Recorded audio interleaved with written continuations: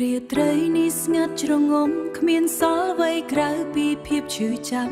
តែអ្នកដឹងទេថាការរងចាំដែលគ្មានត្រឡប់មកវិញវាធ្វើឲ្យចិត្តខ្ញុំបាក់បែកដល់កម្រិតណា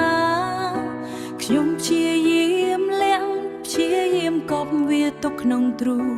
តែវាចេះតែហូរចេញមកតាមរយៈដំណក់ទឹកភ្នែកដែលគ្មានអ្នកណាឃើញគ្រប់យ៉ាងដែលយើងធ្លាប់សន្យាវាប្រែជាផេះផង់គ្រប់ពាក្យផ្អែមដែលអ្នកធ្លាប់ប្រាប់វាបានคล้ายជាកំបិតមុតស្រួយដែលចាក់ទំបីដងខ្ញុំឲ្យស្លាប់ទាំងរួចហើយអ្វី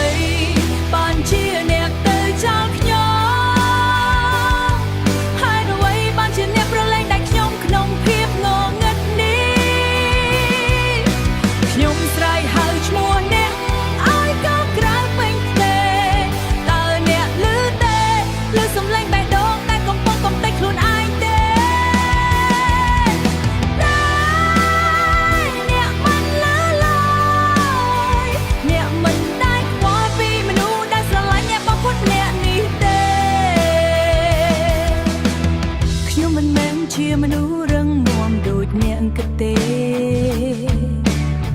ក្នុងចិត្តខ្ញុំវាមានស្នាមរបួសច្រើនពេកច្រើនរាប់មិនអស់គ្រប់កន្លែងដែលយើងធ្លាប់ដើរពេលនេះវាប្រែជាកន្លែងដែលខ្ញុំត្រូវរត់គេចកុំមកសុំទោសកុំមកធ្វើជាអាណិតខ្ញុំភាពអាណិតរបស់វាគ្មានន័យអ្វីទាំងអស់វាគ្រាន់តែជាការបន្ថែមថ្នាំពុលឲ្យដល់បើខ្ញុំកាន់តែរីកធំទៅចាប់ទៅឲ្យឆ្ងាយពីជីវិតខ្ញុំហើយអ្វីបានជាខ្ញុំមិនអាចបំភ្លេចអ្នកបានហើយអ្វីបានជាចិត្តមួយនេះនៅតែស្រឡាញ់អ្នកទាំងដែលអ្នកធ្វើបាបវាលាហើយស្នេហាដែលគ្មានថ្ងៃបញ្ចប់តែមានថ្ងៃបាយ